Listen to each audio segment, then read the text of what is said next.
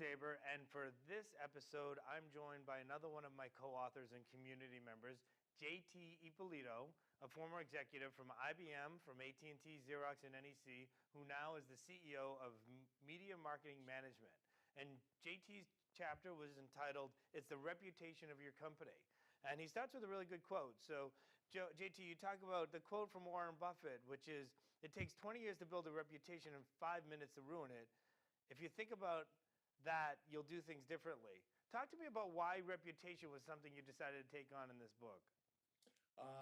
I've been in the IT business for over 35 years and went out on my own in 2005 when I saw how great online presence was going to be for everyone, both for brands, companies, and individuals.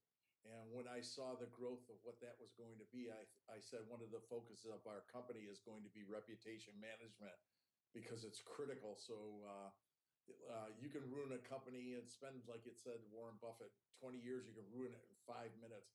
And some of the companies we've dealt with by delaying, speaking about crisis management or something that happened to their company can cost them $20 million in under 3 days. And if you can stay on top of that, you got it covered and you'll save all that money and your brand. And let's talk about, but reputation management in the world of online has taken a lot of different spins. Some people put almost I would say a cheesy little spin on it, but it's a critical thing, and you define it in a very critical way that CEOs and C-level executives can understand. So can you define for me in executive level terms how reputation management has changed from what you and I dealt with back in the day to what it is today, and really how they should look at it and think about reputation and managing the reputation of the organization? Sure. Everyone from the senior management to the president of the company needs to realize that today's economy is a 24/7, 365-day a year cycle, that you're online and people are talking about you somewhere, some time and someday anywhere in the world, and you have to protect that. And you need to have senior management buy-in, and that's everything from operational to senior level management to costing and to social media. And what they need to do is make sure they have this type of group senior management buy-in right from the beginning before anything happens, so that they're prepared and they don't have to scramble when something happens. Oh my God, now what do we do? Where do we go? Who do we turn to? Well, let's get attorneys, that's a day. Let's get marketing, that's a day. And now we're screwed. If you have all those plans in place beforehand, you can immediately nip it in the bud and save yourself and your brand a lot of time and especially money. Well, let's talk about that for a second, because time is everything, and it used to be that if your brand suffered. I mean, we all studied the Tylenol case and other cases back in the day, right? And it was all about think about how to respond, how to react, how to deal with it correctly. But nowadays we live in a real-time world where you almost have to plan for the problem before the problem exists, because if you wait to react, if you stop to think about it, it's going to be gone before you know it. You're going to be out of control before you even begin. So talk a little bit, Joe, about how do you do that? How do you actually make it so that you can plan for the unknown? The government has actually forced more corporations to be more aware of reputation management. If you think about it, in the beginning, it was Sarbanes-Oxley to hold accountable all the executive management for things that were being reported. And that's really when reputation for brands really started to pick up. And then that included like Enron or WorldCom, that type of environment. And then after that, if you remember, we moved on to Dodd-Frank, which was another important piece of legislation. So most executives and corporations don't plan for this at all. And it's amazing, and that's why I picked the topic. What they need to do is, we've had a couple of companies that we represent for reputation management, and some of the things that have happened were like employees taking a bath in the sink in the back of the franchisee's office or franchisee store, and also in an employee licking a stack from top to bottom of tacos. Well, that immediately can go viral in like under 5 minutes. So what we tell them is not only to have a plan in place, but also to make sure that they have listening software out there so that they can be listening to what's being said at any given moment.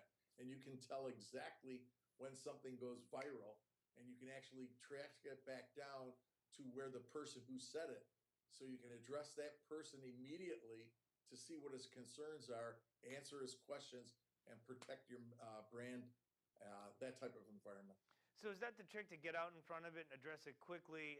But how do you do that with? I mean, a lot of us. You talk about Sarbanes-Oxley, Dodd-Frank. I mean, we're all about a regulated world right now, where I want to know what everybody's saying. I want to know, because it's not like you pick up the phone and talk to them. You're putting it out there in social. You're putting it. People will see your conversation happening. How Yeah. do you deal with that part of it? What we tell everybody to do is be proactive. Don't just wait, sit back for a crisis. Be proactive with your company and your brand. Make sure you get out there in front of everything and be totally honest. And if, for instance, say you have a product recall or something happens with your product, get out there ahead of the time. Say, we know there's a product recall. This is what we're doing to fix it. We're sorry about that. That type of environment. You have to be proactive and correct it immediately. And then if you think about, that's how we deal with crisis. That's how we deal with things that are happening. But there's also a part of reputation management that's managing the ongoing piece, right? Right. Analyzing how you're being seen, how you're being presented, because it's different now, right? Because it's your employees are your faces. There's a lot of faces to your organization that you didn't have before. How do you go about looking at that from a 360 perspective and say, okay, am I fitting? Does this tell the story I'd like it to tell? Exactly. In a lot of the corporations that we deal with, the employees are on social media. And in order for them to speak as a representative for the company, they have to go through and use the email addresses and everything that they have with the company, which the company can monitor ahead of time before somebody publishes it, which is great. But then we also say, before anything is sent out on social media or print or any type of PR, it has to be gone over by the senior management team that's put together to handle these types of things, and then say, okay, now this is something proactive we want to release to the public. But again, if you have all the teams communicating beforehand and have that team in place, things can be done instantaneously. You don't have to wait around and call your attorneys on the phone and call your PR company and your internal marketing company, which wastes time and money. And that's the number one thing I can think of. Interesting. So, Joe, I know the chapter covers a lot of it from a high-level perspective, gives an outline. In the summit, you're going to give a lot more detail in terms of what can and can't be done, and rules to live by and things. How can Correct. people learn out more about, and if they want to get into it even more, they really want to get into this idea of reputation management, because you've laid out some principles of what you're doing. How can people find out more both about you, the organization, and also what to do here and what to do right? Sure. What they can do is they can contact me through my internet site, and also on there they also have my phone number, because being in the corporate environment for so long, I'd like to give back and help corporations. Try to lay out a plan of what's going on, and I'm happy to do that by taking one-on-ones or even getting a group together of your senior management. I'll be happy to go over and talk to them about what they need to look for and what plans they need to lay out in order to get ready for it. And if they choose to implement with us or have us monitor their reputation management rather than trying to bring it all in-house, we're happy to do that for them.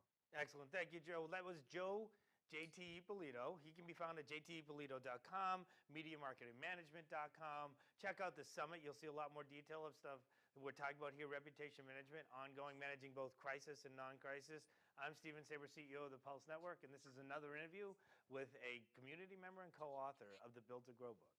Thank you. Thanks, Joe.